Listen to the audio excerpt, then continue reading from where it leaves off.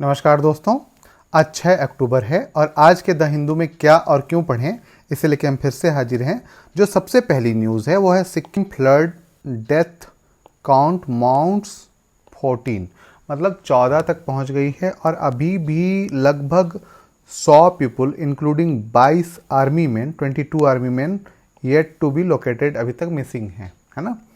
तो ये एक बहुत बड़ी आपदा है और आपदा प्रबंधन में ये तो आपको देखना है। साथ ही साथ मौसम परिवर्तन के कारण कौन कौन से बदलाव आ रहे हैं, उन बदलावों में एक बदलाव ये भी है कि अचानक से बाढ़ आना और अचानक से बादल फटने वाली घटनाएं तेजी से बढ़ रही हैं। इनकी संख्या जो है निरंतर बढ़ती जा रही है ना। तो ये आप देखेंगे, चाहे हिमाचल प्रदेश हो, चाहे उत्तराखंड हो, चाहे अभी पूर्वोत्तर के राज्य हों, सिक्किम हो, ये इनमें इनकी फ्रीक्वेंसी जो है ना बहुत ज़्यादा बढ़ती जा रही है।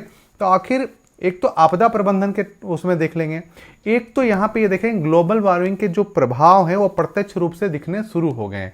अब ये एक प्रभाव है और कई प्रभाव हैं, इनको भी आपको नोट डाउन करना है। अब यहाँ पे पहले ये कहा जाता था कि ये प्राकृतिक आपदा है ना, प्राकृतिक आपदाएं हैं। लेकिन क्या प्राकृतिक आपदाएं, एक क्वेश्चन बन रहा है, देखिएगा, क्या प्राकृतिक आपदाएं उतनी प्राकृतिक रह गई हैं जितनी पहले हुआ करती थी? ऐसे का क्वेश्चन भी, एथिक्स का क्वेश्चन भी है और आपदा प्रबंधन या ग्लोबल वार्मिंग से जो प्रश्न जुड़े हुए आते हैं पर्यावरण से, उनका प्रश्न भी है। क्या आपदा मतलब क्या प्राकृतिक आपदाएं उतनी प्राकृतिक रह गई हैं जैसा पहले हुआ करती थी? अब इसको किसी भी तरीके से आप सोच सकते हैं, एथिकल सोच सकते हैं, है ना, और पर्यावरण के दृष्टिकोण से सोच सकते हैं, ऐसे के रूप में सोच सकते हैं, है ना। तो इसको आपको देखना है और ये बहुत इंपॉर्टेंट टॉपिक है, तो इसको आपको ध्यान रखना है ना। इसके बाद है पेज नंबर 1 पे ही नॉर्वे जॉन फॉस, नॉर्वे के जॉन फॉस हैं विंस नोबेल फॉर लिटरेचर, है ना।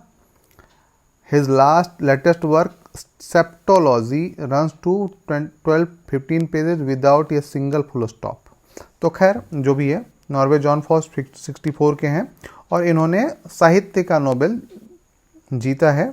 और इनका किसके लिए मिला है? तो बूट हाउस एंड मेलांकली 1 और 2, ठीक है। तो इसको आप देख लेंगे थोड़ा सा।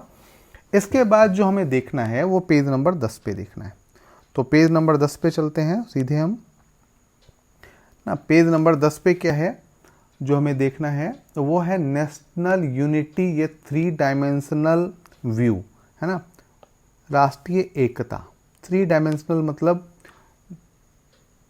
3 स्तरीय, 3 तरीके से ये इसको हम देखेंगे कि कौन कौन से जो 3 पक्ष हैं या 3 धुरियां हैं उसके हिसाब से हम देखेंगे।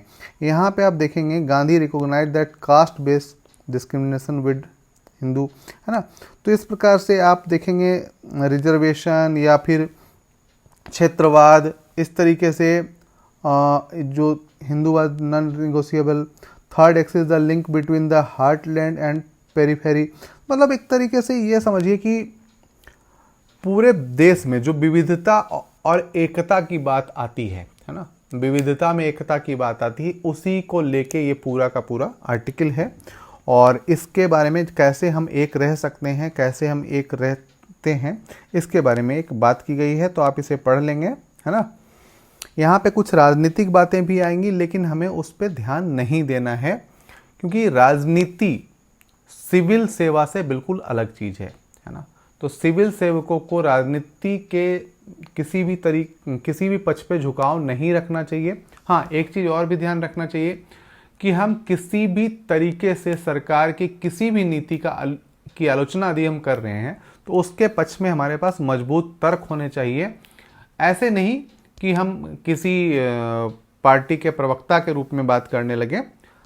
तो कोई भी यदि हम किसी भी योजना या किसी भी स्कीम या किसी भी इनिशिएटिव को यदि हम उसकी आलोचना कर रहे हैं तो उसके पक्ष में हमारे मजबूत तर्क होने चाहिए।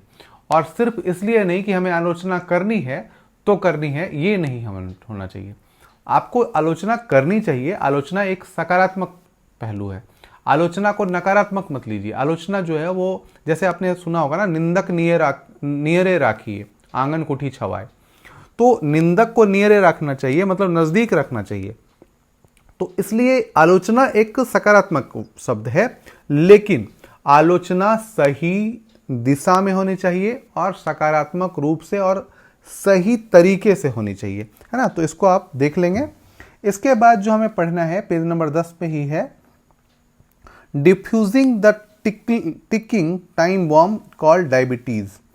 डायबिटीज के मामले जो इतने बढ़ते जा रहे हैं, इसका सबसे बड़ा कारण, और इसके पहले मैं बता दूं कि यह रहन सहन की बीमारी कही जा रही है।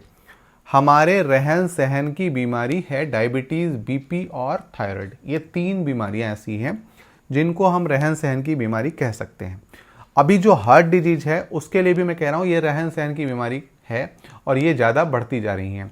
आप डेली, आपको पता होगा, हो सकता है कि आप शायद ये आंकड़े जानते हो कि जापान में हार्ट डिजीज है वो बहुत कम पाए जाते हैं, या हार्ट से संबंधी या हार्ट अटैक जो होता है वो बहुत कम पाए जाते हैं। उसका एक कारण है, जापानी लोग पैदल बहुत चलते हैं। भारतीय लोग सुख सुविधाओं के धीरे धीरे बढ़ने के कारण आलसी होते जा रहे हैं और वो बैठ जा रहे हैं, उनमें चर्बी बहुत ज़्यादा हो रही है, वसा की मात्रा बढ़ रही है, एक तरीके से फूलते जा रहे हैं और चलना बिल्कुल ख़त्म कर दिया है, पसीना बिल्कुल आना बंद हो गया है। आप क्या कर रहे हैं कि एकदम से मतलब सेफ चीज़ में रहना चाहते हैं, ना धूप बर्दाश्त होती है ना गर्मी बर्दाश्त होती है, आपको बिल्कुल एसी कंडीशनिंग में रहना है, और इस तरीके की चीज़ें जो आप कर रहे हैं, मतलब जितना सुख दे रहे हैं शरीर को उतना ही ये आपको नुकसान पहुंचा रहा है। तो ये और उसी का एक परिणाम है डायबिटीज, ठीक है। यहाँ पे आपको देखा भी होगा consumption of ultra processed food. अब फूड की बात तो है ही, साथ ही साथ यदि हम इन फूड्स को खाते हैं और पचाते नहीं हैं, है ना, पचाना होता है, जो पचाते नहीं हैं, तो सीधी सी बात है कि हम ज़्यादा नमक ले रहे हैं, ज़्यादा चीनी ले रहे हैं, और उसके कारण जो हमारे अंदर पचने की क्षमता या विभिन्न बीमारियां विभिन्न तरीके से ये फैलती जा रही हैं। इसी पे एक लेख है, तो इसको आप ज़रूर पढ़ेंगे। इसके बाद जो पढ़ना है हमें, वो पढ़ना है पेज नंबर 16 पे, है ना, ठीक है। पेज नंबर 16 पे है, India expanding censorship regime creating uneven playing field study. एक स्टडी है, और according to new report by Freedom House, a Washington based non profit organisation, global internet freedom has declined for 13th consecutive year environment of human. अब यहाँ पे कई चीज़ें हैं, जैसे आप देख रहे होंगे यहाँ पे कंट्री है, स्टेटस है और टोटल स्कोर है। जो आइसलैंड है उसने टोटल स्कोर 94 किया है, यूके ने 79 किया है और यूएस ने 76 किया है, ब्राज़ील 64 और भारत जो है हमारा 50 में है। तो कई चीज़ें ऐसी हैं जिनको बैन किया गया है, और ये हमारे लिए एक सोचनीय बात नहीं है। दरअसल क्या है कि हम कई तरीके से, अभिव्यक्ति की आज़ादी का मतलब भारत में ये नहीं है कि हम संस्कारों से भी आज़ादी दे दें, और कई ऐसी चीज़ें हैं जिनको बैन करना हमारी संस्कृति के लिए, हमारी अस्मिता के लिए भी ज़रूरी है। और भारत अभी इस लेवल पे नहीं पहुंचा है कि वो सभी को एक छूट दे सके ताकि वो अपने अभिव्यक्ति की आज़ादी, और मतलब एक अभी हम एक चीज़ उठाना चाहते हैं, मतलब एक सवाल उठाना चाहते हैं कि जैसे आपने गन कल्चर की आज़ादी दे रखी है अमेरिका में, और क्या होता है आए दिन, कभी 11 मार दिए, कभी इतना मार दिए, कभी उतना मार। ठीक है, वहाँ पे बहुत ही सहिष्णुता है और मतलब बहुत ही गंदा नहीं है, लेकिन भारत जैसे छोटे देश में, छोटा देश इन द सेंस क्षेत्रफल के दृष्टिकोण से और जनसंख्या के दृष्टिकोण से सबसे बड़ा क्षेत्र, सबसे बड़ा देश, तो क्षेत्रफल बहुत छोटा, जनसंख्या बहुत ज़्यादा। अब देखिए अमेरिका की तुलना कर रहे हैं हम, तो इतना जनसंख्या का दबाव और उसके बाद इनको सौहार्दपूर्ण सिचुएशन में रखना, कभी कभी क्या होता है, हिंसा भड़कने का एक बहुत बड़ा कारण इंटरनेट, और इंटरनेट पे पाबंदी इसलिए कि ताकि हिंसा ना भड़के। अब इस हिंसा ना भड़कने के कारण हमने इंटरनेट की पाबंदी रखी, और आपने क्या करा, जो ये फ्रीडम हाउस है जैसे संस्थान, उसने अमेरिका से तुलना कर दी। तो जहां पे जनसंख्या कम, क्षेत्रफल की आबादी ज़्यादा, मतलब क्षेत्रफल ज़्यादा, वहां पे जनसंख्या घनत्व कम, और उससे तुलना किसकी करी जा रही है, तो भारत की। तो ये तुलना ही बेकार होती है, इस तरीके की तुलनाएं नहीं होनी चाहिए, क्योंकि भारत को, जो अभी अमेरिका में कितने group, black and white, Bharat में कितने ग्रुप, इतनी जातियां हैं कि गिन नहीं पाओगे। उसके बाद जो क्षेत्रवाद है वो अलग है, भाषावाद है अलग है, बहुत सारी ऐसी विभिन्नताएं हैं जिनको समेटने में भारत सरकार को और राज्य सरकारों को बहुत एफर्ट डालना पड़ता है। इनके लिए बहुत सारे एफर्ट लगाने पड़ते हैं, और आप क्या करते हो कि आप यूरोप में बैठ के तुलना कर देते हो कि ये जो है फ्रीडम नहीं दे पा रहा है, ये फ्रीडम दे पा रहा है। फिर भी 50 स्कोर करना बहुत ही अच्छा स्कोर है ना, अमेरिका की तुलना में भारत, और वहाँ पे भी बहुत ज़्यादा स्कोर नहीं है, 76 का है।